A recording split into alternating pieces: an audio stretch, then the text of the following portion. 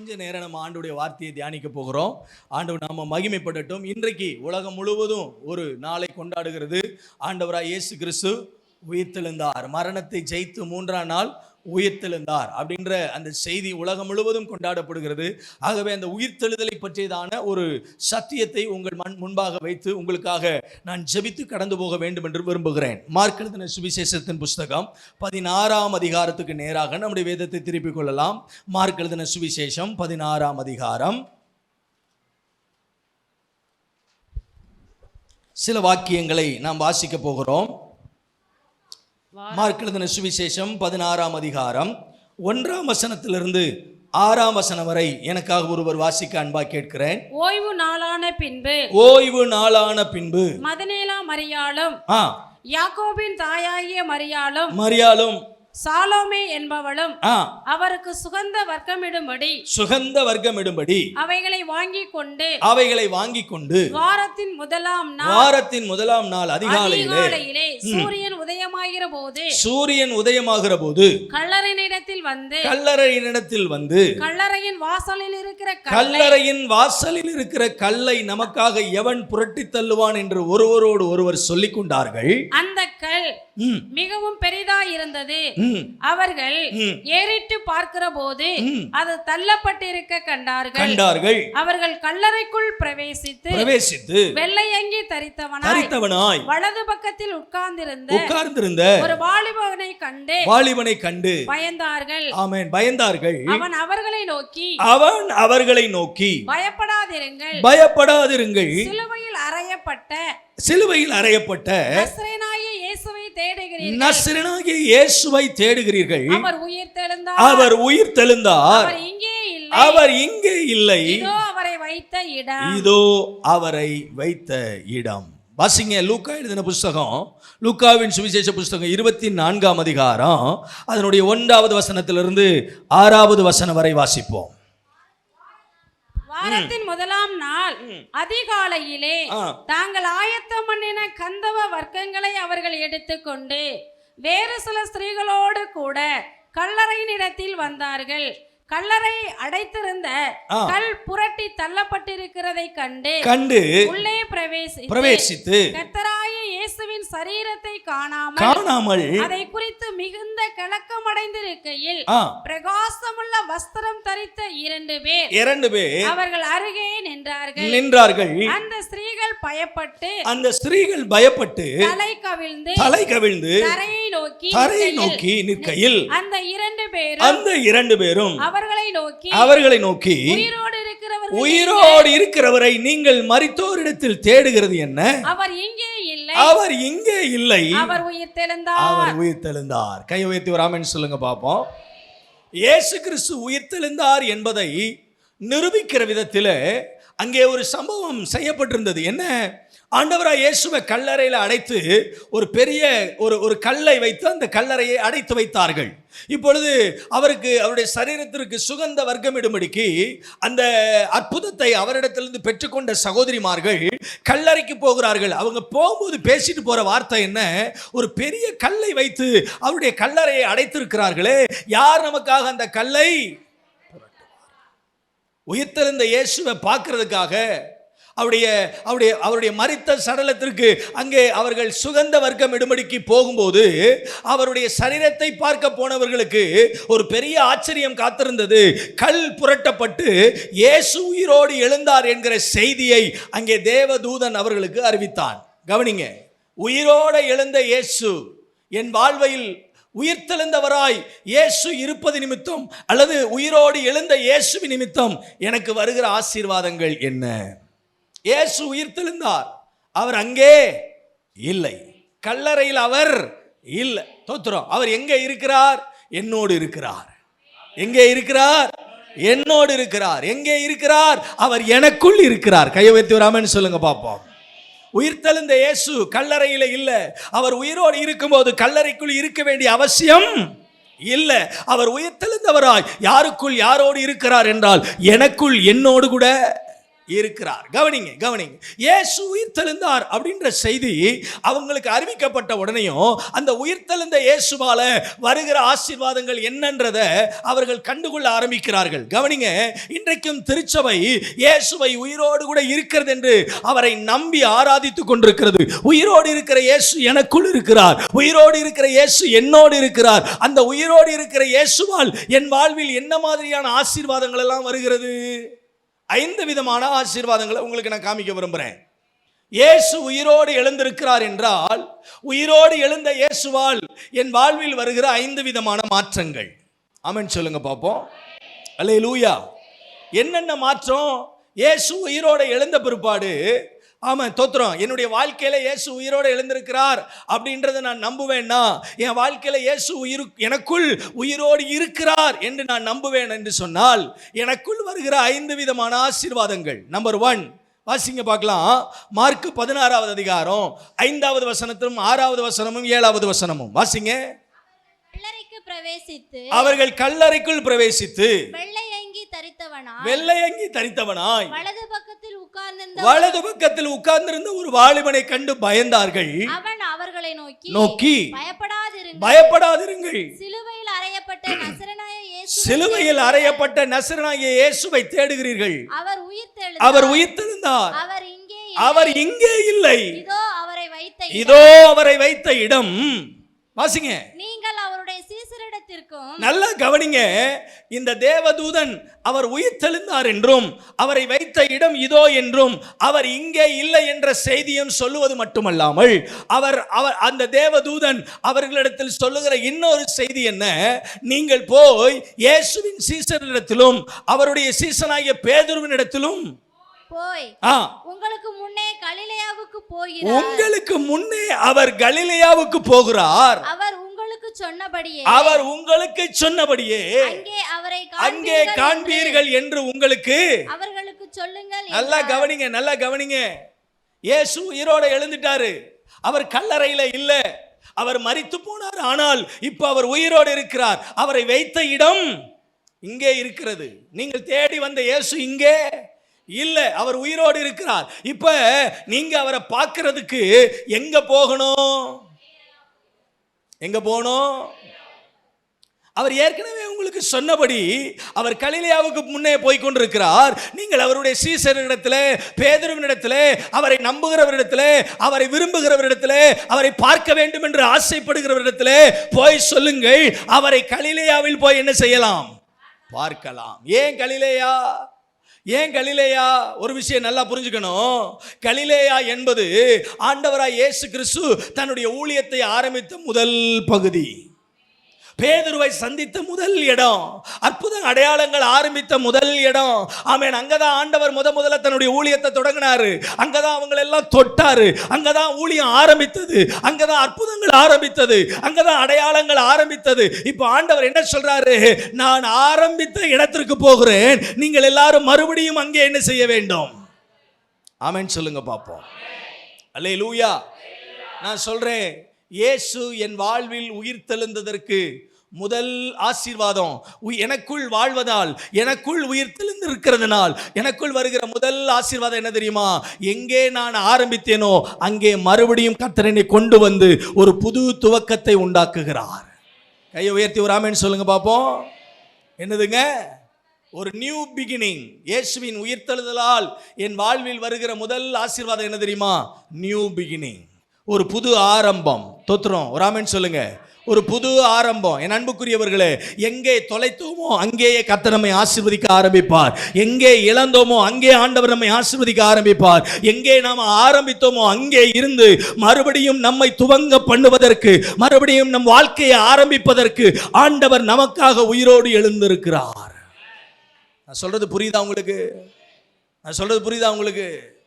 சில நேரங்களில் எங்க ஆரம்பிச்சோன்னு நமக்கு தெரியாது, எங்க நம்ம முடிய போறோம்னு நமக்கு என்ன செய்யாது, தெரியாது. இன்னைக்கு ஆண்டவர் நம்மளோட பேசுற முதல் காரியம் என்னன்னா, நான் உனக்காக உயிரோட எழுந்திருக்கிறேன், நீ நம்புறீல?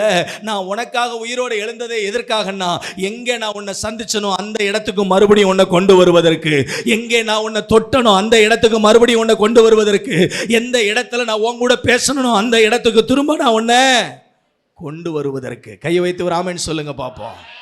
அல்லேலூயா. கலிலேயா அப்படின்னா நியூ பிகினிங்னு அர்த்தம். தோத்துறோம், புது ஆரம்பம்னு அர்த்தம். என் அன்புக்குரிய தேவ பிள்ளைகளே, இயேசு என் வாழ்க்கையில் உயிரோடு எழுந்திருக்கிறார் அப்படின்றத நான் 100% நம்புவேன்னு சொன்னா, என் வாழ்க்கையில் எதெல்லாம் செத்து போச்சோ அதெல்லாம் மறுபடியும் உயிர் பெற ஆரம்பிக்கும். எதெல்லாம் இனி ஆரம்பிக்க முடியாதுன்னு செத்து போன நிலைமையில் இருக்கோ அதெல்லாம் திரும்பவும் ஜீவன் பெற ஆரம்பிக்கும். எது வாழ்க்கையில் எங்கே நான் ஆரம்பிக்கிறதுன்னு தெரியாம புலம்பிக்கிட்டு இருந்தேன்னா, ஆண்டவர் அந்த ஆரம்ப புளிய கத்த நமக்கு என்ன செய்வார்? தருவார். ஒரு ஆமென் சொல்லுங்க பார்ப்போம். அல்லேலூயா. சிலருடைய வாழ்க்கையில் பிசாசு புல் ஸ்டாப் வைப்பான், முற்றுப்புள்ளி வைப்பான்.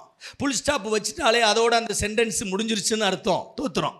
ஆமாம், புல் ஸ்டாப் வச்சுட்டாலே அதோட வாழ்க்கை முடிஞ்சிருச்சு. தோத்துறோம். இயேசுவின் மரணம் பிசாசு எல்லாருடைய வாழ்க்கையில நினைச்சது என்னன்னா ஒரு முற்றுப்புள்ளி. தோத்துறோம். இயேசு மரிச்சிட்டாரு, இனி அவ்வளவுதான், இனி அவ்வளவுதான், இனி அவ்வளவுதான், என்ன பண்றதுன்னு என்ன செய்யாது, தெரியாது. நான் சொல்றேன், ஆண்டவர் அந்த முற்றுப்புள்ளியை கமாவா மாத்தி எதுவும் முடியல, இனிமேதான் எல்லாமே ஆரம்பிக்குது.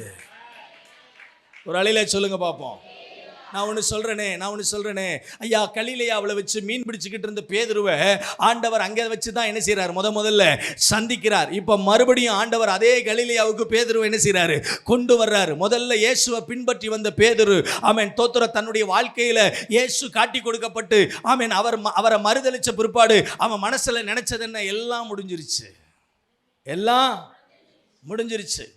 அந்த இடத்துல சீசர்களுக்கு சொல்லுங்கள், அந்த தேவதூதன் இன்னும் கொஞ்சம் ஆழமா இன்சிஸ்ட் பண்ணி சொல்றான், சீசர்களுக்கு மட்டுமல்ல யாருக்கும் சொல்லுங்கள்.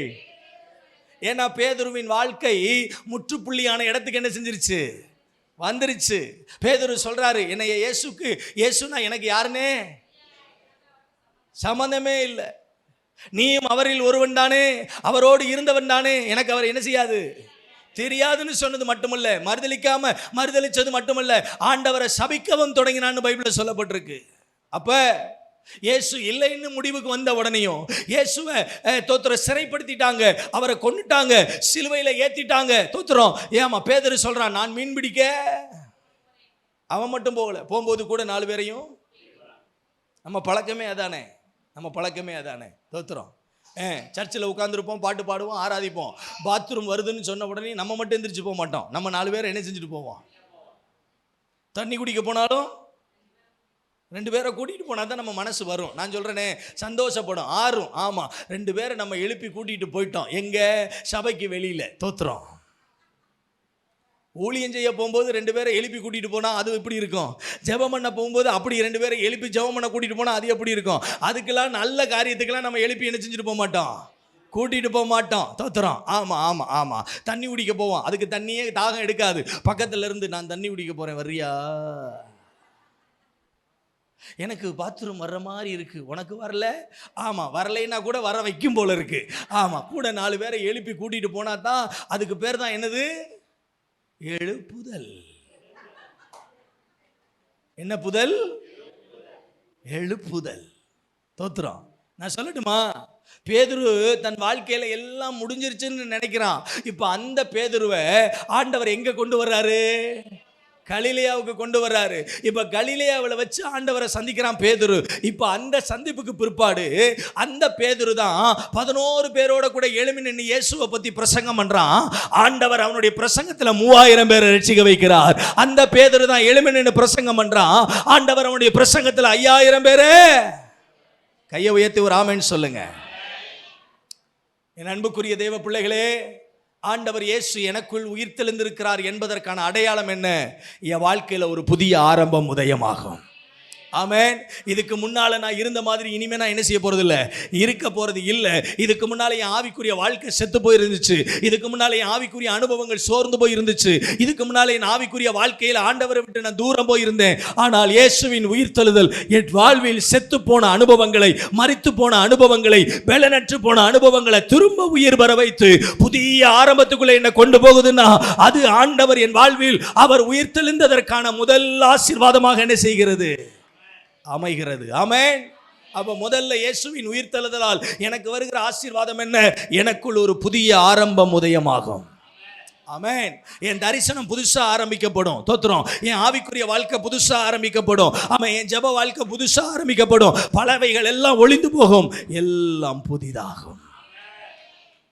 பழைய அனுபவங்கள், பழைய சுவாபங்கள், பழைய எண்ணங்கள், பின்மாற்றம் வந்தது உண்மைதான், தடுமாற்றம் வந்தது உண்மைதான், சோர்வு வந்தது உண்மைதான், ஜெபிக்காம இருந்தது உண்மைதான், ஆண்டவரை மறுதலிச்சது உண்மைதான், போதும் கிறிஸ்தவ வாழ்க்கைன்னு சொன்னது உண்மைதான். ஆனால் இயேசு என்றைக்கு உயிரோடு எழுந்தாரோ, அதை என்றைக்கு என் வாழ்வில் நம்புகிறேனோ, என்றைக்கு எனக்குள் இயேசு உயிரோடு இருக்கிறார் என்று நான் அதை அறிந்து கொள்கிறேனோ, அன்றிலிருந்து ஆண்டவர் என் வாழ்வில் ஒரு புதிய ஆரம்பத்தை தொடங்குகிறார். ஆமென். அப்ப இரண்டாவதாக இயேசு உயிர்த்தெழுதினால் எனக்கு வருகிற ஆசீர்வாதம். முதல்ல சொன்னேன் புது துவக்கம். இரண்டாவது வாசிங்க, எபேசியருக்கு எழுதின நிருபம் 2ஆம் அதிகாரம் 1ஆம் வசனம். அதே போல 1 கொரிந்தியரின் புத்தகம் 15வது அதிகாரம் 45வது வசனம். யாராவது ஒருத்தர் முதல்ல வாசிங்க, எபேசியர் 2ஆம் அதிகாரம் 1வது வசனம் வாசிங்க. அக்கிரமங்களினாலும் பாவங்களினாலும் மரித்தவர்களாய் இருந்த உங்களை இயேசு உயிர்த்தெழுந்து உயிர்ப்பித்தார். எப்படி?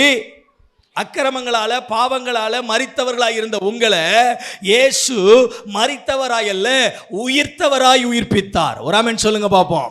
இன்னொரு வசனத்தை அப்படியே வாசிங்க, 1 கொரிந்தியரின் புத்தகம் ஆமென் 15வது அதிகாரம் 45வது வசனத்தை ஒருத்தர் வாசிங்க பார்க்கலாம். 1 கொரிந்தியர் 15:45. அந்தப்படியே முந்தின மனுஷனாகிய ஆதாம் ஜீவாத்துமாவானான் என்று எழுதி இருக்கிறது. பிந்தின ஆதாம் உயிர்ப்பிக்கிற ஆவியானார். ஒரு அலையிலே சொல்லுங்க பாப்போம். முந்தின ஆதாம் ஜீவாத்துமாவானவனாய் இருந்தான். ஆமா, ஆதாம் ஆண்டவர் உண்டாக்கி, மண்ணால உண்டாக்கி, அவனுடைய நாசினாலே தன்னுடைய ஜீவனை என்ன செய்தாரு? கவனிக்கிறீங்களா? கவனிக்கிறேன்னு சொல்றவங்களா ஒரு அலையிலே சொல்லுங்க. தூங்குறேன்னு சொல்றவங்களா ஒரு அலையிலே சொல்லுங்க.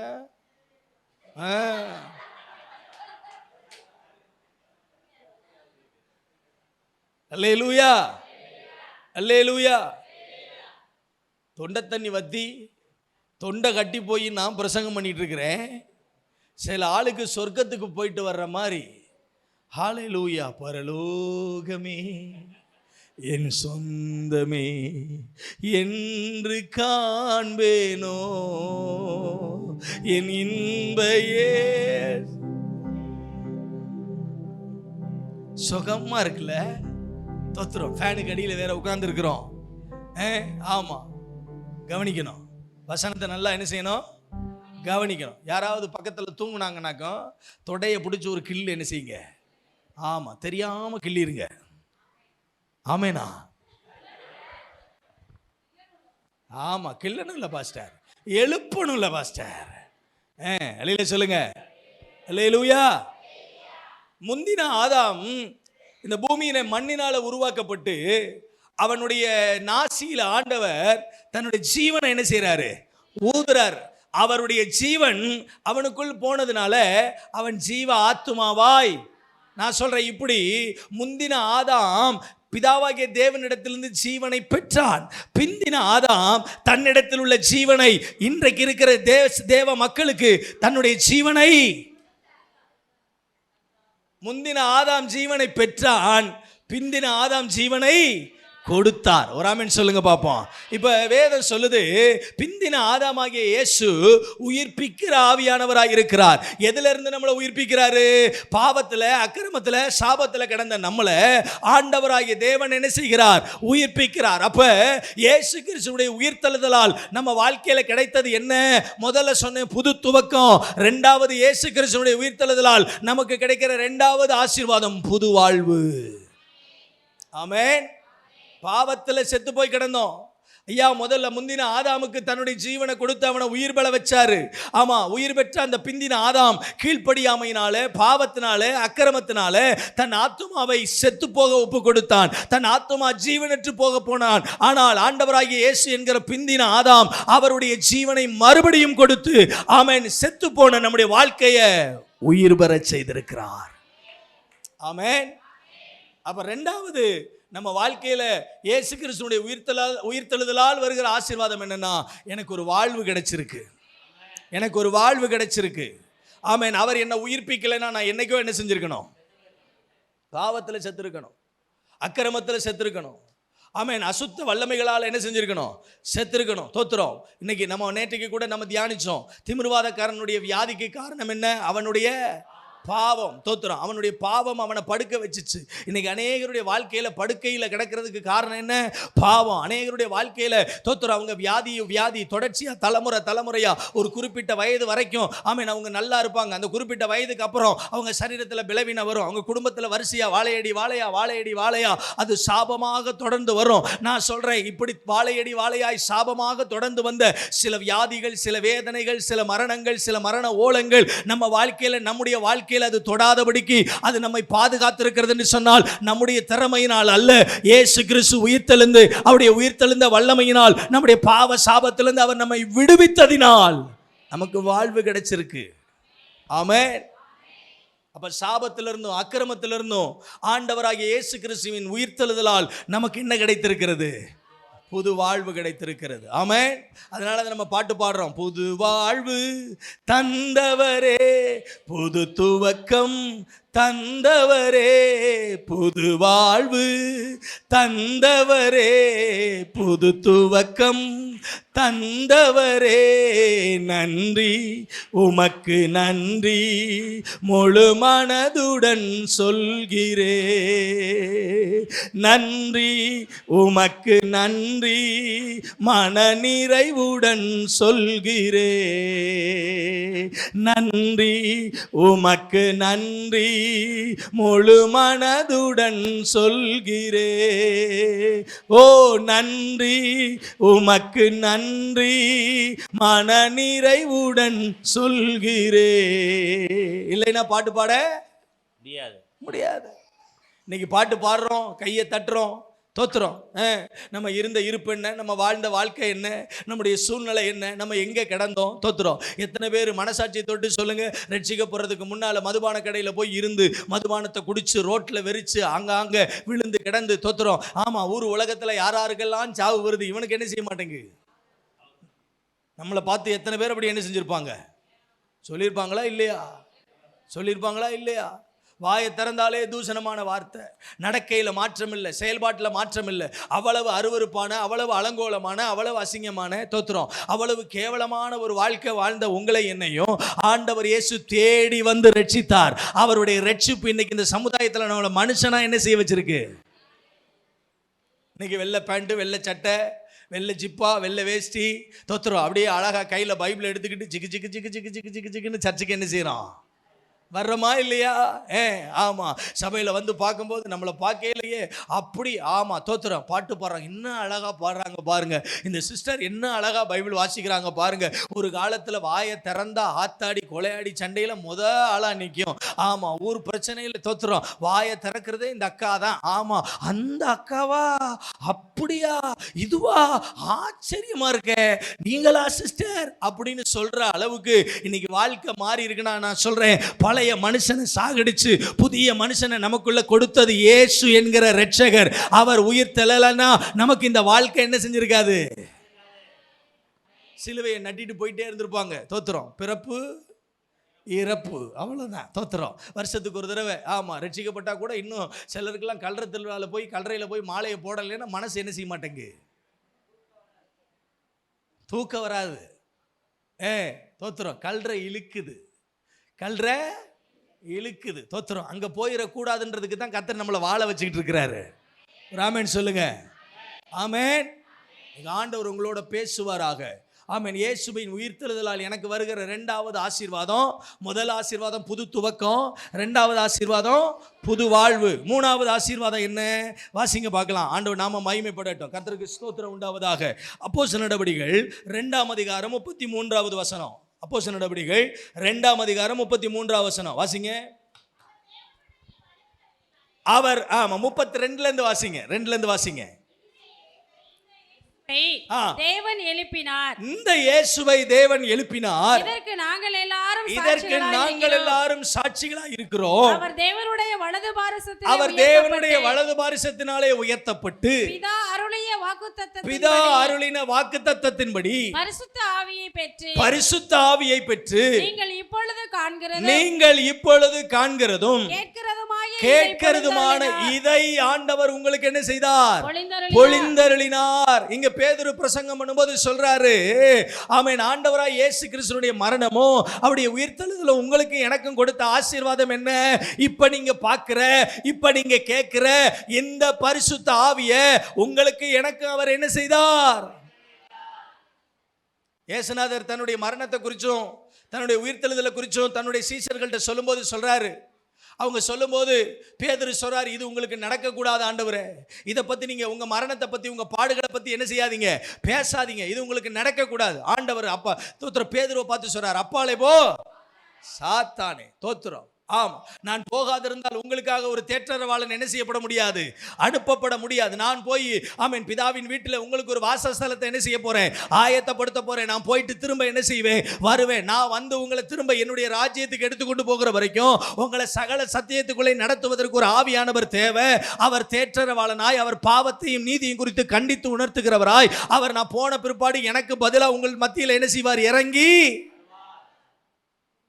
அந்த பிதாவின் வாக்குத்தத்தை நிறைவேற வரைக்கும் நீங்க எருசலேமில் என்ன செய்திருங்கள், காத்திருங்கள். 1வது அதிகாரம் அப்போஸ்தலர் நடவடிக்கைகளை சொல்றாரு. ஆமா, காத்திருக்கிறாங்க. கர்த்தருக்கு ஸ்தோத்திரம். ஆமென். 50வது நாள் பெந்தேகோஸ்தே நாள், வாரங்களின் பண்டிகை என்று கொண்டாடப்படுகிற அந்த பெந்தேகோஸ்தே பண்டிகை அன்னைக்கு 120 பேர் மேல் வீட்டு அறையில கூடி ஆண்டவருடைய சமூகத்தில் ஜெபிக்கும் போது அவங்க ஜெபிக்கிற இருந்த ஜெபம் பண்ணிக்கிட்டு இருந்த இடத்தை ஆவியானவர் தம்முடைய வல்லமையினால் நிரப்பினார். அந்த இடத்தை அசைத்தார். ஒவ்வொருவரும் அந்நிய பாஷைகளை பேச ஆரம்பித்தார்கள். ஆமென். சுவிசேஷ வாசல்கள் ஆங்காங்கே திறக்கப்பட்டது. ஆமென்.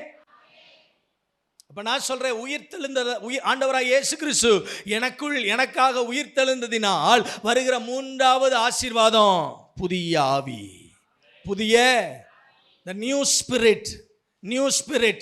நான் சொல்றேன், எனக்குள்ள இருந்த ஏற்கனவே இருந்த ஒரு ஆவி, அது பொல்லாத என்ன ஆவி? ஆமா, கீழ்ப்படியாம பண்ணுகிற பொல்லாத ஆவி, மனம் திரும்ப பண்ணாத ஒரு பொல்லாத ஆவி, பாவத்தில் அடிமைப்படுத்தி வைத்திருந்த ஒரு பொல்லாத ஆவி. தோத்திரம். என் வாழ்க்கையை மறுபடியும் விக்கிரகங்களுக்கு முன்னாலேயும் அசுத்தங்களுக்கு முன்னாலேயும் ஆமென் அடிமைப்படுத்தி வைத்த ஒரு பொல்லாத கெனசரேத் கடற்கரை ஓரத்தில் கல்லறையில ஒரு மனுஷனை ஒரு பொல்லாத ஆவி என்ன செய்து வைத்திருந்தது, அடிமைப்படுத்தி வைத்திருந்தது. அந்த பொல்லாத ஆவி அவனை அடிமைப்படுத்தினதுனால அவனுடைய குடியிருப்பு வீடுகள் இல்லை, எங்க இருந்துச்சு, கல்லறையில் இருந்துச்சு. அவனை கைகளையும் கால்களையும் சங்கிலினால என்ன செஞ்சு வச்சாங்க, கட்டி வைத்தாங்க. அவன் புத்தி இல்லாதவனாய், புத்தி தெளியாதவனாய், அவன் பாவத்தில் அடிமைப்பட்டு போய் வருகிற எல்லாரையும் அவன் காயப்படுத்தி கொண்டிருந்தான். அது மட்டுமல்ல, அவன் தன்னைத்தானே என்ன செய்து கொண்டிருந்தான். புரிஞ்சுக்குங்க. இன்னைக்கு மனுஷன் தோத்திர வழிபாடுன்னு சொல்லி, ஆராதனைன்னு சொல்லி, தொழுகைன்னு சொல்லி, சாமி கும்பிடுறோன்னு சொல்லி தன்னை தானே காயப்படுத்தி கொண்டிருக்கிறான். தன்னை தானே முழுவதுமாக அலங்கோலமாக்கி கொண்டிருக்கிறான். தன் சரீரத்தை காயப்படுத்தி கொள்ளுகிறான். நான் சொல்லுவேன், ஒரு தேவ மனிதனுக்குள்ள தெய்வீக ஆவி இருக்குமானால் அவனுடைய சரீரம் பரிசுத்தமாக்கப்படும், அவனுடைய சரீரம் மென்மையாக்கப்படும். அவனுடைய சரீரத்தில் இருந்த எந்த காயங்களும் அந்த பரிசுத்த ஆவியினால் சுகமும் விடுதலையும். அசுத்த ஆவி அவனை அடிமைப்படுத்தினதுனால அந்த அசுத்த ஆவி இயேசு வரும்போது சொல்லுது, உன்னதமான தேவனுடைய குமாரனாகிய இயேசுவே, உமக்கும் எனக்கும் என்ன ஏன் என்னை துன்பப்படுத்த ஏன் இங்க வந்தீங்க? நீங்க உன்னதமான தேவனுடைய குமாரனாகிய இயேசு. யார் சொல்றா? பிசாசுக்கு தெரியுது இயேசு யாருன்னு, நமக்கு தான் தெரியல. நான் அடிக்கடி சொல்லுவேன், எங்க சபையில கூட சொல்லுவேன், நம்மளை விட சிறப்பா ஊழியம் செய்யறது யார் தெரியுமா? என்ன பிரதர், யார் ஊழியம் செய்யறா? சிறப்பா ஊழியம் செய்வான். தோத்துறோம். நம்ம இருக்கிற தெருவில் ஒரு அக்காவுக்கு திடீர்னு பேய் பிடிச்சிரும். எங்கெங்கேயோ கொண்டு போவாங்க. ஒன்றும் என்ன செய்யாது, நடக்காது, பேய் போகாது. அது நேரம் எங்கே தான் வரும்? சர்ச்சுக்கு வரும். தோத்துறோம். சர்ச்சுக்கு வந்த உடனே 10 பேரை நடுவில் வச்சுட்டு ஜெபம் பண்ணுவோம். தோத்துறோம். ஜெபம் பண்ணி தலையில் கை வச்சா, போறியா, என்ன சொல்ற? போயிடுறேன் சாமி. ஆமா, இயேசுவி நாமத்தில் போயிரும். தோத்துறோம். பேய் போயிரும், அக்கா இங்க உட்காந்துரும். பேய் போயிரும், அக்காவை விட்டு பேய் போயிரும். தோத்துறோம். இப்போ அந்த அக்கா இங்க உட்காந்துரும். சர்ச்சில் உட்காந்துரும், தோத்துரும். இப்போ அந்த பேய் போனவுடனே அடுத்த தெருவில் இருக்கிற இன்னொரு அக்காவை பிடிக்கும். அது எங்கெங்கேயோ போகும், கடைசியில் எங்கேயும் ஜோகமான உடனேயும் இந்த அக்கா சொல்லும், இது மாதிரி தான் எனக்கு ஒரு நாள் இந்த மாதிரி பேய் பிடிச்சிருந்துச்சு. அந்த பக்கத்து வீட்டுக்கார அக்கா என்ன இந்த பயஸ் பாஸ்டர் சர்ச்சுக்கு கூட்டிகிட்டு போனாங்க, அந்த பாஸ்டர் ஜோம் பண்ணாரு, பேய் போயிருச்சு. உடனே இந்த அக்காவையும் அதே மாதிரி பாஸ்டர்கிட்ட கூட்டிகிட்டு வருவாங்க. இந்த பாஸ்டரும் அதே மாதிரி ஜோம் பண்ணுவார். ஜோம் பண்ணி முடிச்சோடனையும் பேய் போயிடும். இந்த அக்கா எங்கே உட்காந்துரும்? இப்போ சொல்லுங்க, மனசாட்சியை தொட்டு சொல்லுங்க, நல்ல ஊழியம் யாரு? பேய் தானே நல்லா ஊழியம் செய்யுது. ஒரு அழியில சொல்ல மாட்டேங்கிறீங்களே. ஊழியம் செய்ய வேண்டிய ஆளெல்லாம் சர்ச்சுக்குள்ள இருக்கு. ஊழியத்துக்கும் ஆத்துமாக்களுக்கும் சம்பந்தமே இல்லாத பேய் நல்லா என்ன செய்யுது? ஒரு அழியில சொல்லுங்க. அல்லேலூயா. புதிய ஆவி என்னை புதிய மனிதனாக மாற்றும். புதிய ஆவி என்னை புதிய பலன் உள்ளவனாக மாற்றும். தோத்திரம். பாவத்தை வெறுக்க வைக்கும், அசுத்தத்தை வெறுக்க வைக்கும். புதிய ஜீவியும்படிக்கு ஒரு பரிசுத்தம் உள்ள ஒரு பிரதிஷ்டை உள்ள வாழ்க்கை வாழ்வதற்கு அந்த புதிய ஆவி எனக்கு என்ன செய்கிறது? உதவி செய்கிறது. எத்தனை பேர் புதிய ஆவியை பெற்றுக் கொண்டிருக்கிறீர்கள்? ஆமென். பழைய ஆவியை பற்றியே பேசப்படாது. தோத்திரம். ஆமென். ஆமாம். பழைய ஆவியை பற்றி பேசுது, அது பழைய ஆவியை பற்றியே பேசுதுன்னா அது யாரு? பெரிய பாவி. பழைய ஆவியை பற்றி பேசுதுன்னா அது பெரிய பாவி. தோத்திரம். பெரிய பாவி. ஆம், நம்ம பாவி அல்ல. ஆம், ஃபாதர் பாட்டு பாடியிருக்கார் இல்லையா? இனி நான் பாவி அல்ல, பரிசுத்தமாகி விட்டேன், கிறிஸ்துவுக்குள் வாழ்கின்றேன். படைப்பானே எப்படி? இனி நான் பாவி அல்ல, கூட வாங்க ஐயா ஊருக்கு. பரிசுத்தமாகி விட்டேன். நல்ல கையை தட்டி. இனி நான் பாவி அல்ல, பரிசுத்தமாகி விட்டேன். ஓ, கிறிஸ்துவுக்குள் வாழ்கின்றேன், நான் புதிய படைப்பானே. கிறிஸ்துவுக்குள் வாழ்கின்றேன், நான் புதிய படைப்பானே. என் பாவங்கள் என் இயேசு மன்னித்து விட்டார், தன் மகனாய் என் இயேசு ஏற்றுக்கொண்டார். என் பாவங்கள் என் இயேசு மன்னித்து விட்டார், தன் மகனாய் என் இயேசு ஏற்றுக்கொண்டார். ஆமென். ஆமென். அல்லேலூயா. அப்ப புதிய ஆவி என்ன புது மனுஷனை என்ன செய்யுது? மாற்றுகிறது. இயேசுவின் உயிர்த்தெழுதல் எனக்குள்ள புதிய ஆவி என்ன செய்து கொண்டு வருது. தோத்திரம். ஆமா. ஆக மூன்றாவது, முதல்ல நான் சொன்னேன், இயேசுவின் உயிர்த்தெழுதலால் எனக்கு வருகிற முதல் ஆசீர்வாதம் புது துவக்கம். இரண்டாவது, இயேசுவின் உயிர்த்தெழுதலால் எனக்கு வருகிற இரண்டாவது ஆசீர்வாதம் புது வாழ்வு. மூணாவது, இயேசு கிறிஸ்துவின் உயிர்த்தெழுதலால் எனக்கு வருகிற மூன்றாவது ஆசீர்வாதம் புது நியூ ஸ்பிரிட். ஆமென். ஆமா, புதிய ஆவியோடு அவரை என்ன செய்து கொள்ள வேண்டும்?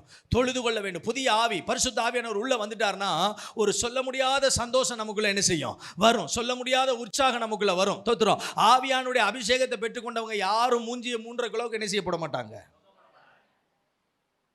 சில ஆள் அப்படியே குனிஞ்சதெல்லாம் நிமிராம உட்கார்ந்துருக்கோம். ஆமென். தோத்திரம். நம்ம முகத்தை பார்க்கையிலே 4 பேருக்கு என்ன வரணும்? சந்தோஷம் வரணும். எப்படி வரணும்? சந்தோஷம் வரணும். தோத்துறோம். சில ஆள் மூஞ்சியை பார்த்தாலே ஐயோ இந்த ஆள் மூஞ்சியை முழிச்சிட்டு போறதா, இது ஒரு விடியா மூஞ்சி, இந்த மூஞ்சியை முழிச்சிட்டு போனோம்னா உருப்படவே. நம்மளை பார்த்து அப்படி யாரும் என்ன செய்யக்கூடாது? சொல்லக்கூடாது. புதிய ஆவியை உடையவர்கள் புதிய ஜீவனை உடையவர்களாக இருக்கிறார்கள். புதிய ஜீவனுடைய உடையவர்கள் முகத்தில் என்ன இருக்கும்? பிரகாசம் இருக்கும், வெளிச்சம் இருக்கும். தோத்திரம். பைபிளில் ஸ்தேவானை குறித்து வாசிக்கிறோம். அவனுக்குள்ளே இருந்த அந்த ஆவியானுடைய பிரசன்னம் அவனுடைய முகத்தில் என்ன செஞ்சிச்சு? வெளிப்பட்டுச்சு. தோத்திரம். பைபிள் சொல்லுது, அவனோட கூட ஒருத்தரை என்ன செய்ய முடியலையா? பேச முடியலையா? அவனுக்குள்ள இருந்த ஞானம் தேவ ஞானத்தை போல இருந்தது. தேவனுடைய முகத்தை போல அவனுக்கு முகம் என்ன செஞ்சிச்சு?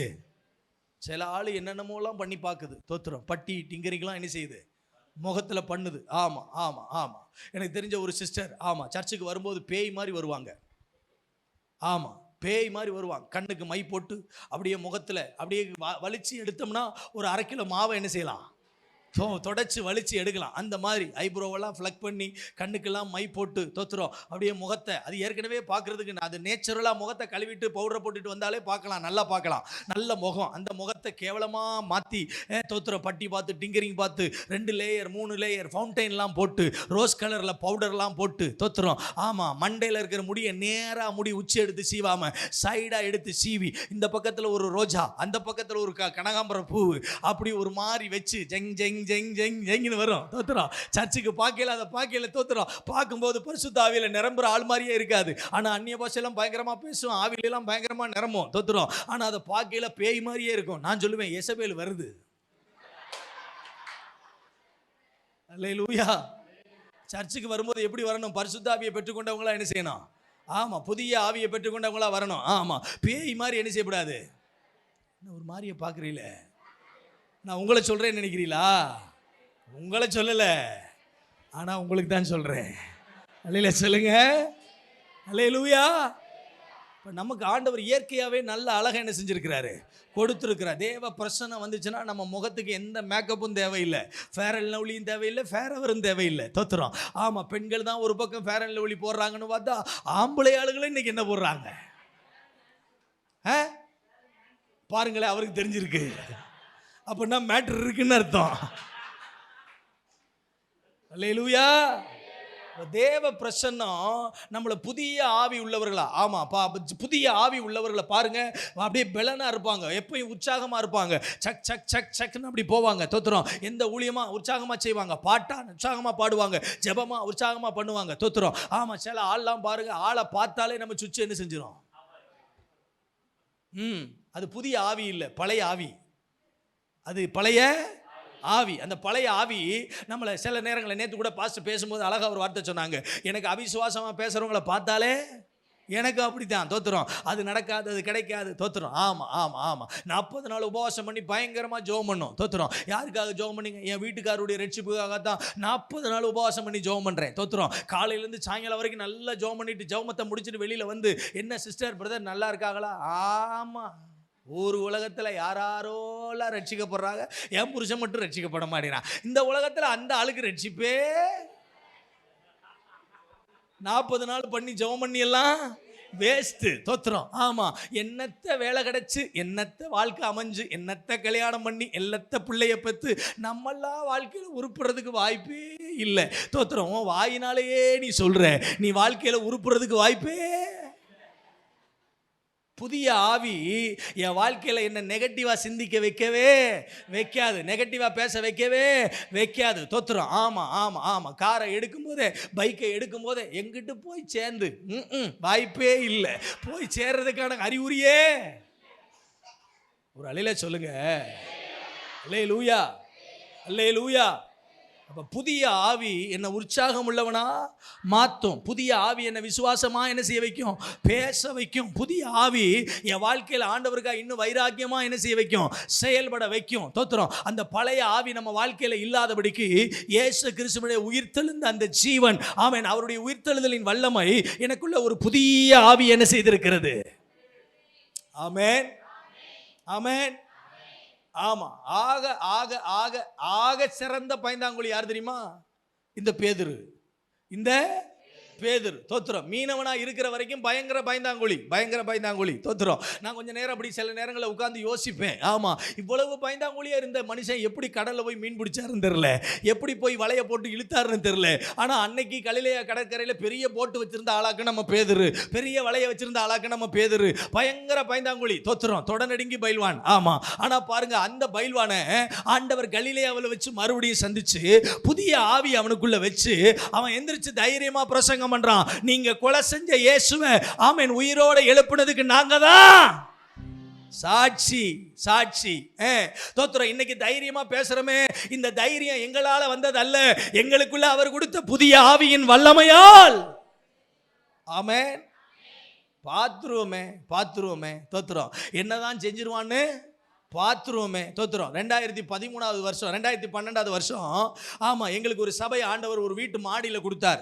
ஆமாம் அப்போ வீட்டு வாடகை, அந்த வீட்டு வாடகை மேலே அந்த வீட்டுக்கு மேலே ஒரு ஷெட்டு போட்டு அந்த சபையை நடத்திக்கிட்டு இருந்தோம். அந்த ஆலய பிரதிஷ்டை அன்னைக்கு நிறைய நண்பர்கள், சொந்த பந்தங்கள், நிறைய ஆவிக்குரிய உறவுகள் எல்லாம் வந்திருந்தாங்க. திரள் கூட்ட மக்கள் தோத்துறோம். ஆராதனை ஒரு பாண்டிச்சேரியிலேருந்து ஒரு பாஸ்டர் வந்து ஆராதனை நடத்தினார். மதுரையிலேருந்து ஒரு ஏஜி பாஸ்டர் வந்து சபையில் பிரசங்கம் பண்ணுறார். பிரதிஷ்டை ஆராதனையில் பிரசங்கம் பண்ணுறார். ஆராதனையெல்லாம் முடிஞ்சிருச்சு. ஆமாம் தோத்துறோம். எல்லா ஜனங்கள் இறங்கி போயிட்டு இருக்கிறாங்க. கொஞ்ச நேரம் ஆகல, எங்க வீட்டை சுத்தி ஒரு 100-150 மக்கள் இறங்கி வந்துட்டாங்க. ஒரு 100-150 பேர் கம்போட, தடியோட, விளக்கமாரோட. ஆமா தோத்துறோம். என்னைய பார்த்த உடனேயும் ஆமா இவன் தான் பாஸ்டர், அடிங்கடா இவனை அப்படின்னு சொல்றாங்க. தோத்துறோம். ஆமா எல்லாரும் என் பக்கத்துல இருந்தவங்க எல்லாம் பெரிய பெரிய பயில்வான்கள், ஜெய்ஜாண்டிக்கான ஆட்கள். அடிங்கடா இவன் தான்டா அப்படின்னு சொன்ன உடனே ஆளு எல்லா ஆளு எஸ்கேப் ஆயிட்டாங்க. தோத்துறோம். நான் மட்டும் நிற்கிறேன், என் மனைவி பக்கத்தில் நிற்கிறா. ஆமாம் தோத்துறோம். நான் சொன்னேன், உங்களில் தைரியமான ஆம்பளையா இருந்தா நீ என்ன அடித்து என் சபை மேலே கை வச்சு பார். தோத்துறோம். ஆமாம் பக்கத்தில் இருந்தவங்களாம் சொன்னாங்க, நீ வந்ததுல தான் ஒரே பிரச்சனை, நீ சபை நடத்த ஆரம்பிச்சாலும் இந்த பாட்டு சத்தம் கேட்க ஆரம்பிச்சாலும் ஒரே பிரச்சனை. நான் சொன்னேன், உனக்கு என்ன பிரச்சனை சொல்லு, உன் பிரச்சனைய சொல்லு. ஆமாம் உண்மையாகவே அது பிரச்சனைன்னா நீ அடித்தா நான் என்ன செஞ்சுக்கிறேன், வாங்கிக்கிறேன். என்ன பிரச்சனை சொல்லு அப்படின்னு சொன்னா அதுக்கப்புறம் தான் பிரச்சனையை சொல்றான். என்ன, நான் குடியிருக்கிற வீட்டுக்கு நேர் எதிர்த்த வீட்டில் ஒரு மந்திரவாதி இருந்தார். தோத்துறோம். அவர் மந்திரவாதின்னு எனக்கு என்ன செய்யாது, தெரியாது. ஆனா அவர் நான் வீட்டில் வந்து ஜெபம் பண்ணி அந்த வீட்டை வாடகைக்கு எடுத்து ஊழியம் செய்ய ஆரம்பிச்சதுல இருந்து அவருக்கு வாயும் வரல, கையும் வரல, காலும் வரல. நேர் ஆப்போசிட்ல அந்த மந்திரவாதி. தோத்துறோம். ஆமா 4 மாசமா படுத்த படுக்கையா இருக்கிறாராமா, எனக்கு என்ன செய்யாது, தெரியாது. வீட்டில் உபவாச ஜெபம் நடத்தும் போதே அவர் படுத்துட்டாருன்னா அவன் என்ன சொல்றான், இப்ப நீ உபவாச ஜெபம் நடத்தத்தான் ஆரம்பிச்ச, அவன் படுத்துட்டான், இப்ப மேல கொட்டையை போட்டு சபையை ஆரம்பிச்சுட்ட, அவன் சீக்கிரம் செத்தாலும். சொல்றது புரியுதா உங்களுக்கு? தோத்துறோம். சரி இதான் பிரச்சனையா, இதான் பிரச்சனையா? வேற என்ன பிரச்சனை? வேற ஒரு பிரச்சனையும் இல்லை. நான் இருக்கிற வீட்டுக்கு வலது பக்கத்தில் அப்படி வலது மூலையில் ஒரு பிள்ளையார் கோயில் இருக்கு. தோத்துறோம். அந்த கோயில் பூசாரிக்கு இங்கே நாங்கள் வந்து ஜெபம் ஆரம்பிச்சதுலேருந்து அவருக்கு ஸ்லோகம் பண்ண முடியலை, மறந்து போகுதாமா. மணி அடிச்சுட்டு சொல்ல வேண்டியதை பூரா சொல்லாமல் என்ன செஞ்சிடறாராமா, மறந்துடுறாராமா. முடியலை, எங்களால் முடியலை. வர்ற ஜனங்கள்லாம் இப்போ வர்றதை என்ன செஞ்சுட்டாங்க, குறைச்சிட்டாங்க, வேற ஒரு கோயிலுக்கு போக ஆரம்பிச்சிட்டாங்க. நீ தயவு செய்து இந்த இடத்த விட்டு என்ன செய்ய. நான் கூப்பிட்டு சொன்னேன், இதான் உனக்கு பிரச்சனையா, இதான் உனக்கு பிரச்சனையா? மந்திரவாதியை எழுப்பணும், அவ்வளோதானே, கவலையப்படாத. தோத்துறோம். கட்டாயம் சாங்க மாட்டான், அவனை எழுப்பிடுறேன். ஆமாம் நான் போய் ஜெபம் பண்ணி எனக்குள்ளே இருக்கிற இயேசுவை கொண்டு அவருடைய நாமத்தை கொண்டு நான் எழுப்புவேன். ஒரு விஷயத்தை புரிஞ்சுக்க, அவனை நான் எழுப்பிட்டேன்னா நீ கம்போட கையோட வர்றவன் பூரா நீ சொல்லணும் இயேசு தான் ஆண்டவர்னு. அதில் ஒரு ஆள் சொன்னா, உனக்கு அப்பத்தான் சொல்லணும்னு அவசியம் இல்லை, இப்பயே சொல்கிறான் அவர் தான் ஆண்டவர்னு. அவர் ஆண்டவர்னு எங்களுக்கு தெரியும். அவர் ஆண்டவராக இருக்கிறதுனால தான் அவனால் என்ன செய்ய முடியலை, சொல்ல வேண்டியதை சொல்ல முடியலை, செய்ய வேண்டியதை இவனால் என்ன செய்ய முடியலை. தொடர்ச்சியாக நீ இங்கே இருந்தினா இங்கே இருக்கிற எல்லாருமே மாறிடுவாங்க. அதனால இந்த இடத்த விட்டு காலி பண்ணி. இப்போ நான் சொன்னேன், உனக்கிட்ட இருந்ததெல்லாம் செத்த ஆவி, என் கூட இருக்கிறது ஜீவனுள்ள ஆவி. ஆமென் ஆமென். அதுதான் என்ன ஆவி? ஜீவனுள்ள ஆவி, புதிய ஆவி. தோத்துறோம். ஆமா எந்த மந்திரவாதமும், எந்த பில்லி சூனியமும், எந்த விதமான பெரிய ஏவலோ, எந்த விதமான பெரிய விக்கிரகத்தின் வல்லமையும் புதிய ஆவியை பெற்ற, ஜீவ ஆவியை பெற்ற தேவ பிள்ளைக்கு முன்னால நிக்க சம்மா. ரசிக்கப்பட்டு அபிஷேகம் பெற்று ஆவியில நிரம்பினா கூட சிலர் வீட்டுக்குள்ள, அவங்க சொந்த வீட்டுக்குள்ள கரண்ட் போச்சுன்னா உள்ள போறதுக்கு என்னவா இருக்கு? ஹalleluya.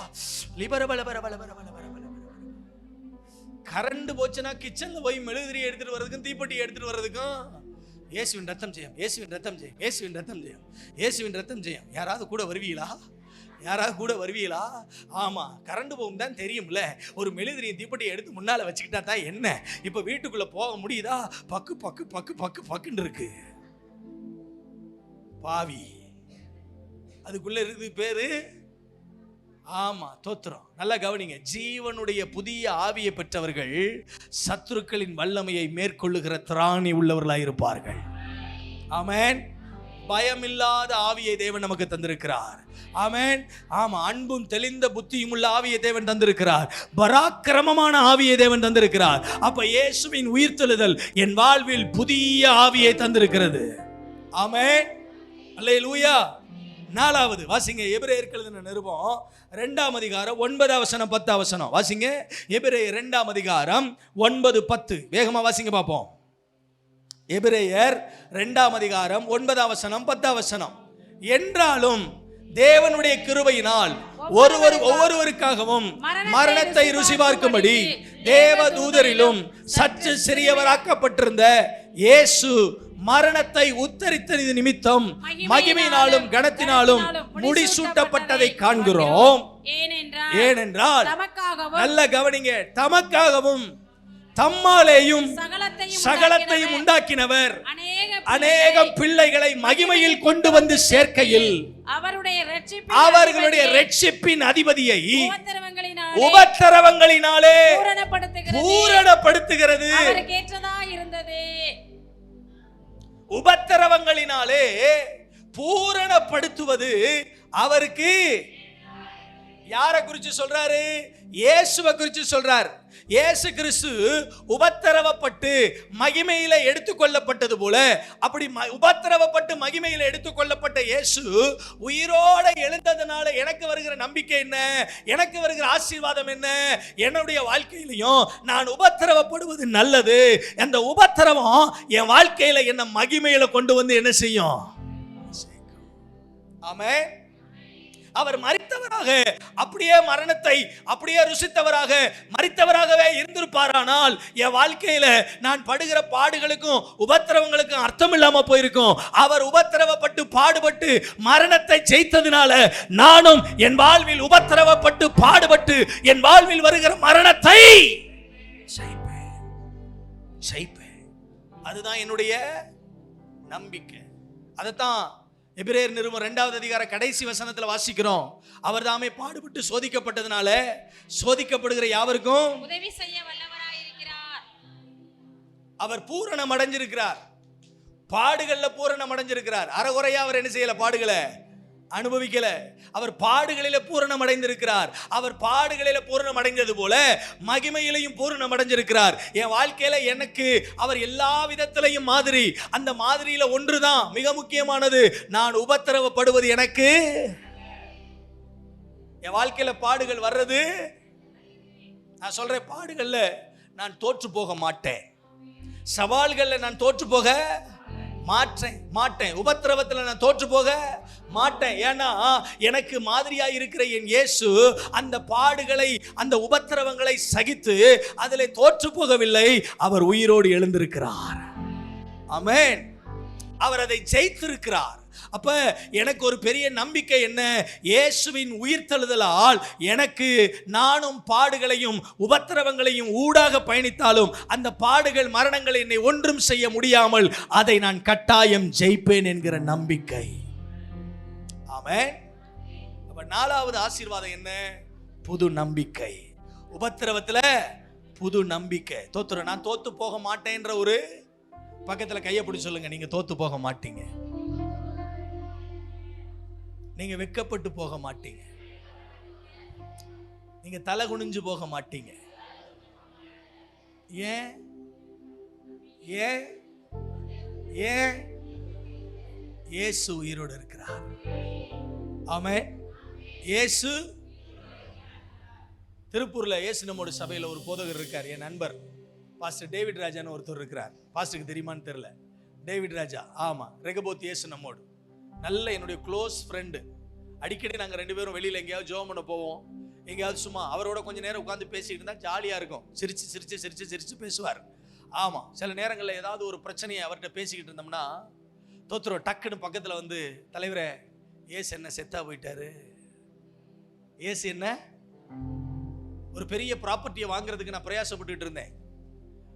ஆமாம், 100 நாள் ஜெபம். 2வது நாள் ஆண்டவர் சொன்னார், அந்த இடத்துல போய் கால் வச்சுட்டு வா, நான் உனக்கு அதை என்ன செய்வேன்? கொடுப்பேன். வாங்குறதுக்கு 25 லட்சம் ரூபா வேணும். எவ்வளவு?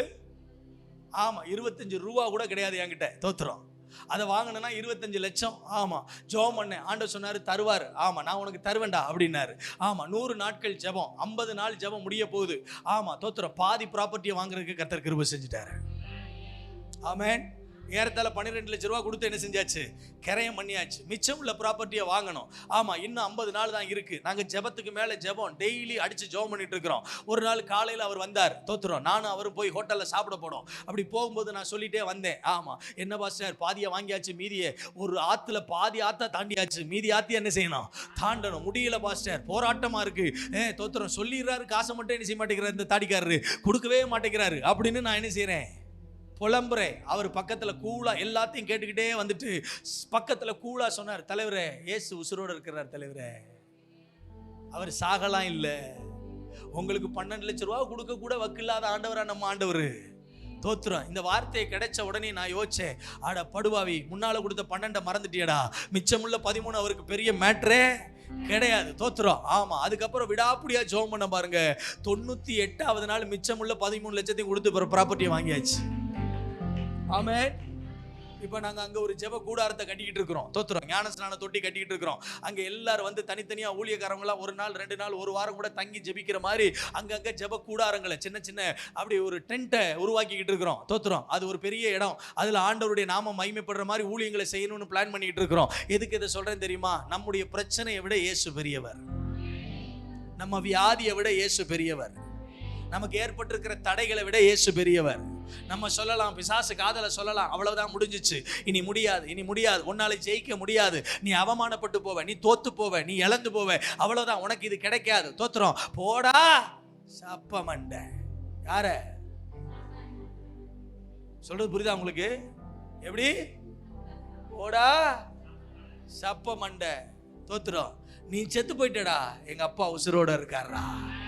நலில சொல்லுங்க, பக்கத்துல கையை பிடிச்சு சொல்லுங்க, அவர் உயிரோடு இருக்கிறார், அது எனக்கு தந்திருக்கிற நம்பிக்கை. ஆமென். பாடுகளை அவர் மேற்கொள்ள பாடுகளை அவரை மேற்கொள்ள முடியல, உபத்திரவம் அவரை மேற்கொள்ள முடியல, மரணம் அவரை மேற்கொள்ள முடியல. அப்புறம் என்னங்க, உங்களை எப்படிங்க அது மேற்கொள்ளும்? உங்களை அப்படி எப்படி மேற்கொள்ளும்? இயேசு உயிரோடு இருக்கிறார், அவைகள் அவரை மேற்கொள்ள முடியவில்லை, அதை போல என்னையும் அது மேற்கொள்ள முடியாது. ஆமென். நான் சொல்லுவேன், இயேசு உயிரோடு இருக்கிறார் அப்படின்னா அதனுடைய ஆசீர்வாதம், 4வது ஆசீர்வாதம் புது நம்பிக்கை. புது நம்பிக்கை. 5வது நான் சொல்லி முடிக்கிறேன், கர்த்தர் நாமத்துக்கு மகிமை உண்டாகட்டும். பிலிப்பியருக்கு எழுதின நிருபம் 3ஆம் அதிகாரம் அதனுடைய 21வது வசனம். பிலிப்பியருக்கு எழுதின நிருபம் 3ஆம் அதிகாரம் அதனுடைய 21வது வசனம். வாசிங்க பார்க்கலாம். பிலிப்பியர் 3:21. அவர் எல்லாவற்றையும் தமக்கு கீழ்ப்படுத்திக் கொள்ளத்தக்க, அவர் எல்லாவற்றையும் தமக்கு கீழ்ப்படுத்திக் கொள்ளத்தக்க தம்முடைய வல்லமையான செயலின்படி, தம்முடைய வல்லமையான செயலின்படியே நம்முடைய அற்பமான சரீரத்தை நம்முடைய மகிமையான சரீரத்திற்கு ஒப்பாக, தம்முடைய மகிமையான சரீரத்துக்கு ஒப்பாக மறுரூபப்படுத்துவார். தம்முடைய மகிமையான சரீரத்துக்கு ஒப்பாக மறுரூப. அப்ப நான் சொல்றேன், 5வதாக இயேசு எனக்காக உயிரோடு எழுந்ததால் வருகிற ஆசீர்வாதம் என்ன உருமாற்றுவார். ஆமென். எனக்கு ஒரு புதிய உருவத்தை என்ன செய்வாரு, கொடுப்பார். தோத்திரம். என் வாழ்க்கையை புதுசா என்ன செய்வாரு, மாற்றுவார். என்னுடைய நடக்க, என் பேச்சு, என் சுபாவம், என் செயல்பாடுகள், என்னுடைய வாழ்க்கை முறைமைகள், என்னுடைய எல்லா காரியமும் புதுசா என்ன செய்யும், நான் மறுரூபம் அடைவேன். ஒரு ஆமென் சொல்லுங்க பாப்போம். நான் மறுரூபம். ஆமா, தோத்திரம். ஆமா, என் பேர் அதான் இருக்கும், ஆனா என் வாழ்க்கை முறை, ஒவ்வொருத்தவங்களுடைய பேருக்கு ஒரு அர்த்தம் இருக்கும். ஆமாவா? சிலருக்கு ஆரோக்கியசாமின்னு பேர் வச்சிருப்பாங்க. ஆரோக்கியமே யாரு, நீங்க தானா? ஆனந்தகுமார். ஆனந்தமே இல்லையா? ஆனந்தமே இல்லைன்னு சிரிச்சுக்கிட்டே ஆனந்தம் இல்லைன்னு சொல்றாரு பாருங்க. தோத்திரம். ஆனந்தமே இல்லை, ஆனா ஆனந்தமே இல்லைன்றத ஆனந்தத்தோட சொல்றாரு. அதுவே ஒரு பெரிய கொடுப்பனதா இல்லையா? சொல்லுங்க, நான் சொல்றது உங்களுக்கு புரியுதா? தோத்திரம். நமக்கு வச்ச பேருக்கும் நம்ம வாழ்ற வாழ்க்கைக்கும், ஆமா, சில சொல்லுவோம், என்ன வாழ்க்கை, எந்த நேரத்தில் எனக்கு பேர் வச்சாங்களோ தெரியல. தோத்திரம். எனக்கு இப்படி ஒரு புருஷன், இப்படி ஒரு மனைவி, இப்படி ஒரு குடும்பம், இப்படி ஒரு வாழ்க்கை. நான் சொல்றேனே, உங்க பேர் எதுவா வேணாலும் இருக்கட்டும். தோத்திரம். இயேசு உயிரோட இருக்கிறார்ன்றதை நீங்க நம்புறீங்கன்னா, உங்களுக்குள்ள இயேசு உயிரோட இருக்கிறாருன்னா நீங்க வேற ஒரு வாழ்க்கை வாழ்வீங்க. அது மறுரூபம் அடைந்த வாழ்க்கை. ஒரு ஆமென் சொல்லுங்களேன். பைபிள்ல தோத்திரம் பேதுருவையும் யாக்கோபையும் ஆண்டவர் ஒலிவ மலைக்கு, யோவானை ஆண்டவர் என்ன செஞ்சுட்டு போறாரு? ஆமா, ஒலிவ மலைக்கு கொண்டு போறாரு. பைபிள் சொல்லுது ஆண்டவர் இயேசு அவர்களுக்கு முன்னால மறுரூபம், எந்த வெண்ணானாலும் எந்த வண்ணானாலும் வெளுக்க கூடாத அளவுக்கு அவர் வஸ்திரம் வெண்மையா இருந்தது. அவருடைய முகம் சூரிய பிரகாசத்தை போல. ஆமென். உங்களுக்கு ஆசை இருக்கா? உங்களுக்கு ஆசை இருக்கா? உங்களுக்கு ஆசை இருக்கா? நீங்க ரோட்ல நடந்து போகும்போது உங்க நடந்து போகிற நிழலை பார்த்து சுகமாகணும்னு எத்தனை பேருக்கு விருப்பம் இருக்கு? ஆமென். புதிய ஏற்பாட்டு புத்தகத்துல அப்போஸ்தலர் நடவடிக்கைகள்ல பேதுருவை அவனுடைய நிழல் படும்படி கொண்டு வந்து வியாதியஸ்தர்களை என்ன செய்தார்கள்? வைத்தார்கள். அவன் நிழல் பட்ட போது வியாதியஸ்தர்கள், இதுதான் மறுரூபம், இதுதான் மறுரூபம். தோத்திரம். அப்ப இப்படிப்பட்ட ஒரு வாழ்க்கை வாழ கர்த்தர் நம்மை அழைத்திருக்கிறார். கை வைத்து ஒரு ஆமென் சொல்லுங்களேன். அல்லேலூயா, அல்லேலூயா. ஒரே ஒரு சம்பவத்தை சொல்லி நான் முடிக்கிறேன். இங்கிலாந்து தேசத்துல ஜான் வெஸ்லி அப்படின்னு ஒரு பெரிய தேவ ஊழியர் இருந்தார். மெத்தடிஸ்ட் சபைகளை முதல்ல ஸ்தாபிச்ச அந்த ஃபவுண்டர், அவருக்கு பேர் ஜான் வெஸ்லி. அந்த தேவ மனிதன் ஒரு முறை ட்ரெயின்ல டிராவல் பண்ணிட்டு இருந்தாராமா. கவனிக்கிறீங்களா? ட்ரெயின்ல டிராவல் பண்ணிட்டு இருக்கிறார். ஒரு குறிப்பிட்ட ரயில்வே ஸ்டேஷன்ல ட்ரெயின் வந்து நிக்குது. அந்த ட்ரெயின்ல ரயில்வே ஸ்டேஷன்ல ட்ரெயின் வந்து நிக்குது. ஒரு கம்பார்ட்மெண்ட்ல ஒரு ஜன்னல் ஓரத்துல இந்த ஜான் வெஸ்லி என்ன செஞ்சுட்டு இருக்கிறார்? உட்கார்ந்துட்டு இருக்கிறார். அப்படி உட்கார்ந்து ட்ரெயின்ல பிளாட்ஃபார்ம்ல போறவங்க வாரவங்க எல்லாம் வரிசையா என்ன செஞ்சுட்டே இருக்காரு? பார்த்துக்கிட்டே இருக்கிறார். அப்படி பார்த்துக்கிட்டே இருக்கும்போது பிளாட்ஃபார்ம்ல ஒரு ஆளு யதார்த்தமா எதேச்சையா அப்படி நடந்து போறார். நடந்து போகும்போது இவர் ட்ரெயின்ல உட்கார்ந்து இருக்கிறத அந்த தேவ மனுஷன் அப்படி என்ன செய்யறாரு? எதேர்ச்சியா அப்படி பிளாட்ஃபார்ம்ல நடந்து போகும்போது அப்படி ரயில்வே ட்ரெயின்ல உட்கார்ந்து இருக்கிற கம்பார்ட்மெண்ட்ல உட்கார்ந்து இருக்கிறவங்களை நம்ம பார்ப்போம் பாத்தீங்களா? அது மாதிரி எதேர்ச்சியா பார்க்கிறார்.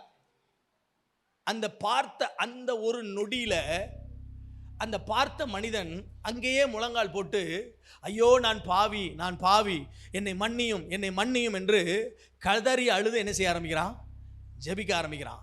அந்த ஒரு மனிதன் தான் அப்படி ஜெபிக்கிறான்னு பார்த்தா கொஞ்ச நேரம் கழிச்சு அந்த பிளாட்ஃபார்ம்ல நடந்து போற ஒவ்வொருத்தரும் அந்த கம்பார்ட்மெண்ட் கிட்ட போகும்போது என்ன செய்ய ஆரம்பிக்கிறாங்க?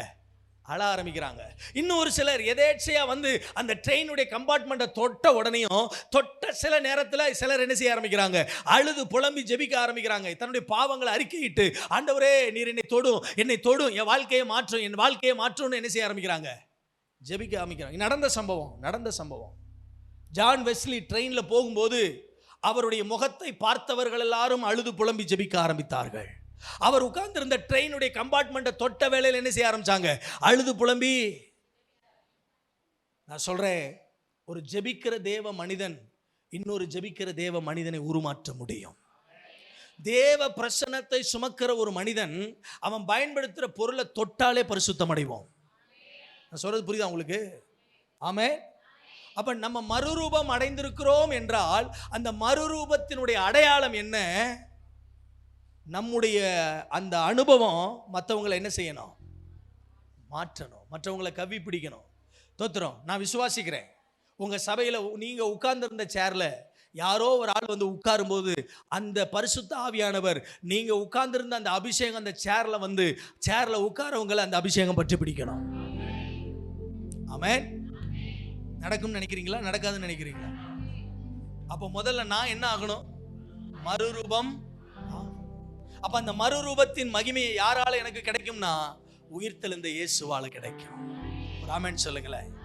அல்லேலூயா. ஆண்டவரால் எனக்கு கிடைப்பது புதிய மறுரூப வாழ்க்கை, புதிய மாற்றமுள்ள வாழ்க்கை. 5 காரியத்தை சொன்னேன். 1, ஆண்டவருடைய உயிர்த்தெழுதலால் எனக்கு வருவது புது துவக்கம்.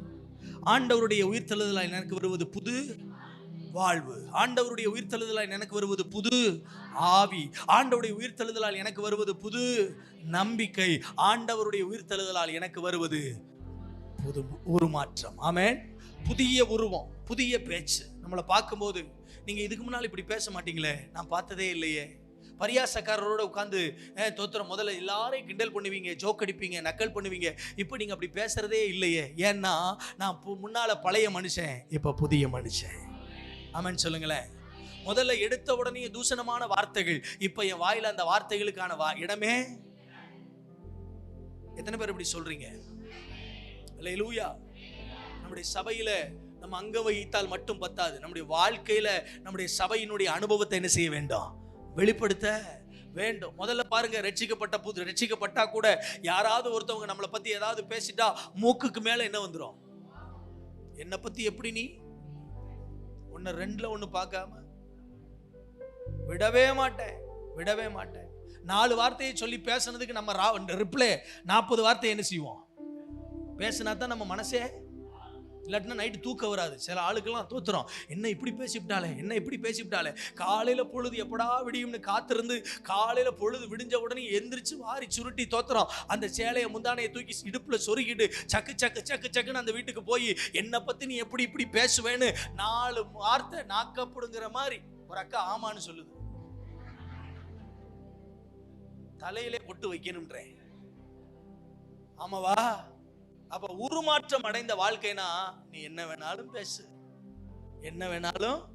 பேசு, நான் அதை திருப்பி என்ன செய்ய மாட்டேன், பேச மாட்டேன். ஏன்னா எனக்குள்ள யார் இருக்கா? இயேசு இருக்கிறார்.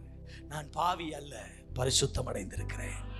அவருடைய பரிசுத்தம் எனக்குள்ள இருக்கிறது, அவருடைய நீதி எனக்குள்ள இருக்கிறது, அவருடைய உண்மை எனக்குள்ள இருக்கிறது. நான் சொல்றேன், எனக்குள் இயேசு உயிரோடு எழுந்திருக்கிறார். ஆமென். என்னை அவர் மறுரூபப்படுத்தி இருக்கிறார். என்னுடைய வாழ்க்கையில, என்னுடைய பேச்சில் மாற்றம், என் பார்வையில மாற்றம், என் நடக்கையில மாற்றம், என் சுவாபத்துல மாற்றம், மன்னிக்கிறதுல மாற்றம். தோத்துறோம்.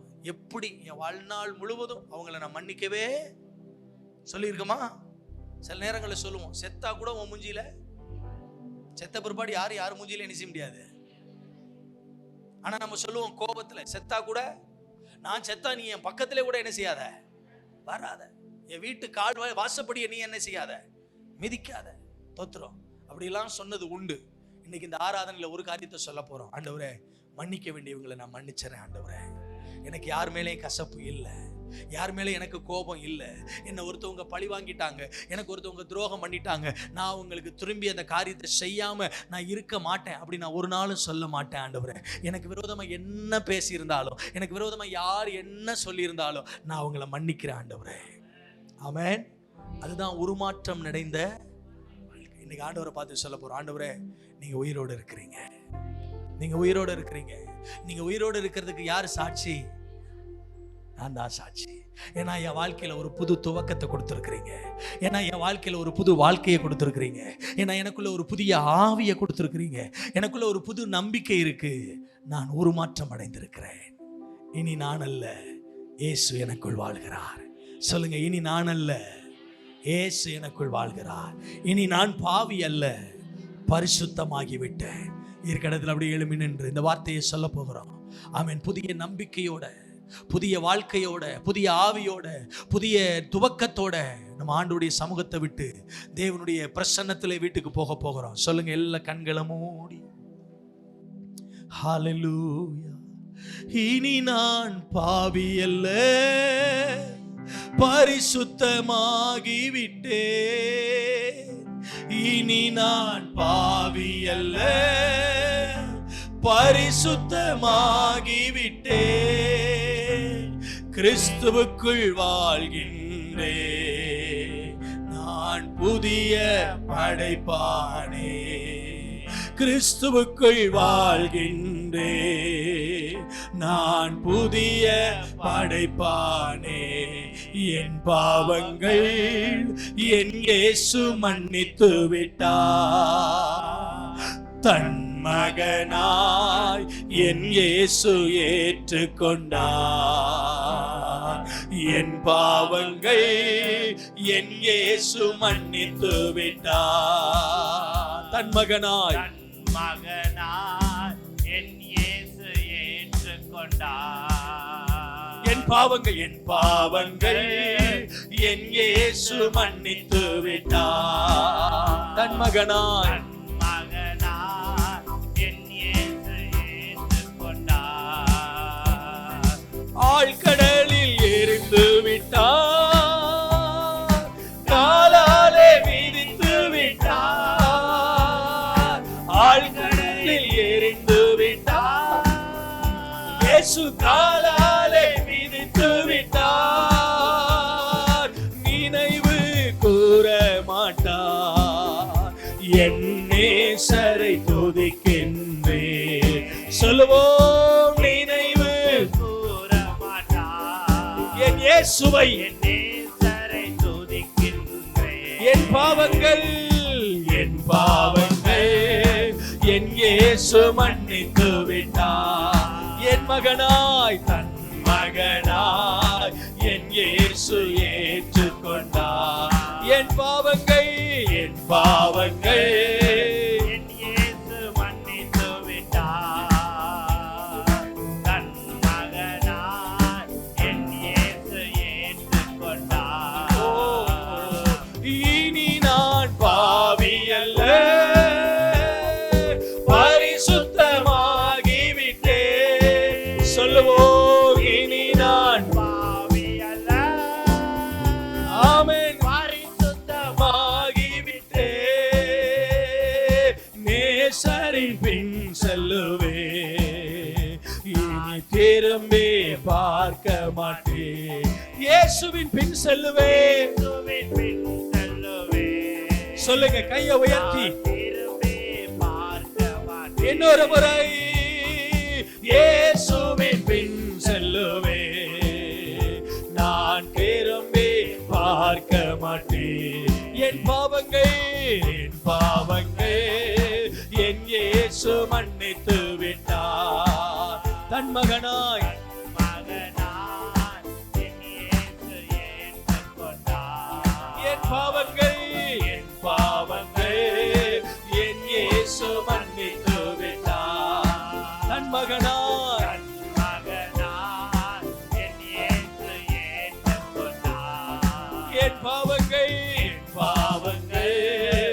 என் இயேசு மன்னித்து விட்டார். தன் மகனாய் என் இயேசு ஏற்றுக்கொண்டார். ஒரு புதிய நம்பிக்கையோட, ஒரு புதிய மறுரூபம் அடைந்த, உருமாற்றம் அடைந்த வாழ்க்கையோட, ஒரு புதிய ஆவியின் வல்லமையோட, ஒரு புது துவக்கத்தோட, ஒரு புது மாற்றத்தோட ஆண்டவர் உயிரோடு இருக்கிறார் என்கிற அந்த சாட்சியை நம்முடைய வாழ்க்கையில காட்டுவதற்கு நம்மை அர்ப்பணிப்போம்.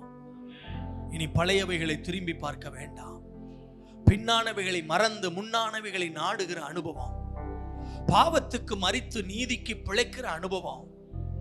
ஒருவேளை இதுவரைக்கும் என் வாழ்க்கையில புதிய ஜீவியத்தை பெற்றுக்கொண்டேன், ஒரு புதிய நம்பிக்கையோட வாழ்றேன், ஆனா இன்னும் என் வாழ்க்கையில இந்த சில பாவங்கள் அது மறிக்காமலே இருக்கிறது, அது இன்னும் சில அனுபவங்களா என் வாழ்க்கையில பின்தொடர்ந்து கொண்டே இருக்கிறது அப்படின்னு நீங்க யாராவது சொல்லுவீங்கன்னா இன்னைக்கு ஆண்டவர்கிட்ட சொல்லுங்க, ஆண்டவரே என் பாவங்கள் மரித்து நான் நீதிக்கு பிழைக்க வேண்டும், பரிசுத்தத்திற்கு பிழைக்க வேண்டும், பரிசுத்தத்தின் பிள்ளையாய் தேவனுடைய நற்கந்தமாய் இந்த பூமியில என்னை நான் காட்ட வேண்டும்.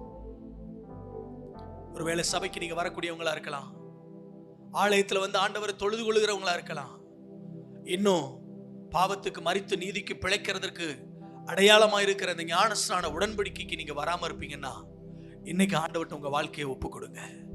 இன்னைக்கு அந்த அந்த அனுபவத்துக்கு உங்க வாழ்க்கையை ஒப்பு கொடுங்க.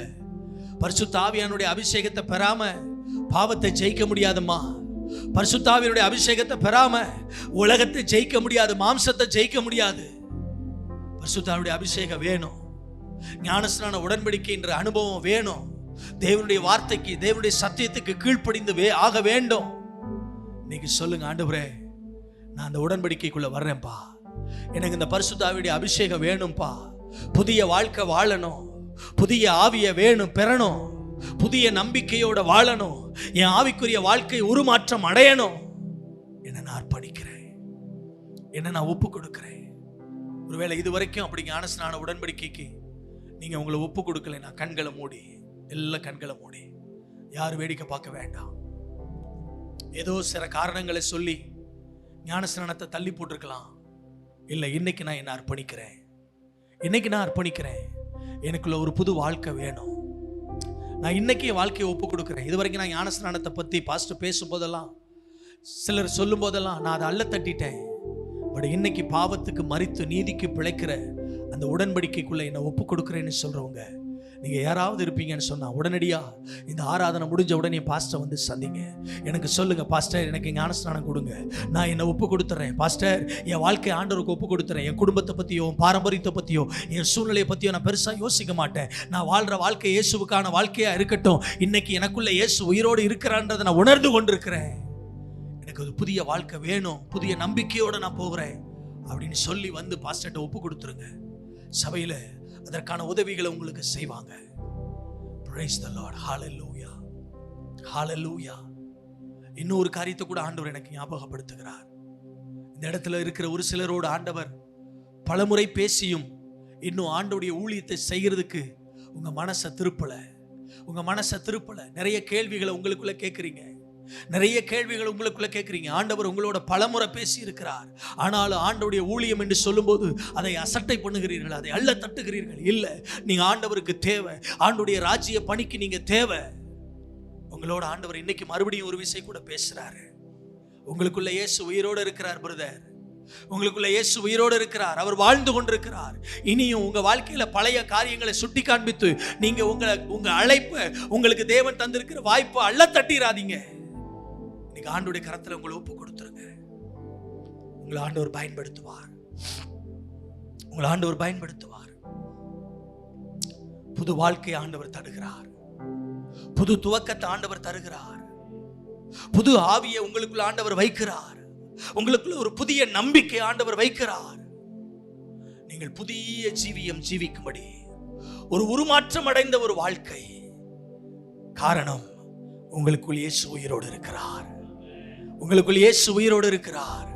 அவர் உயிர் தெளிந்தவராய் கல்லறையில் அல்ல, அவர் உங்களுக்குள் இருக்கிறார். அதை இந்த உலகத்திற்கு, இந்த கிராமத்திற்கு, இந்த பகுதிக்கு நீங்க காட்டணும். ஆண்டவரே, இப்படி தன் வாழ்க்கையை அர்ப்பணிக்கிற ஒவ்வொருவருக்கும் ஜெபிக்கிறேன். தேவன் பெரிய காரியத்தை செய்யும். உம்முடைய ஊழியத்தை செய்வதற்கு, உம்முடைய ராஜ்ய பணிக்கென்று, களப்பணிக்கென்று உம்முடைய பிள்ளைகளை எழுப்பும்படி ஜெபிக்கிறேன். ஆண்டவரே, உன்னத உடன்படிக்கைக்கு, ஞானஸ்நான உடன்படிக்கைக்கு, பரிசுத்தமாய் வாழுகிற உடன்படிக்கைக்கு தங்களை அர்ப்பணிக்கிற பிள்ளைகளை கர்த்தர் எழுப்புவீராக. நீர் உம்முடைய பிள்ளைகளை பயன்படுத்தும், ஆசீர்வதியும். இயேசு கிறிஸ்துவின் திவ்ய நாமத்தில் ஜெபிக்கிறேன் நல்ல பிதாவே.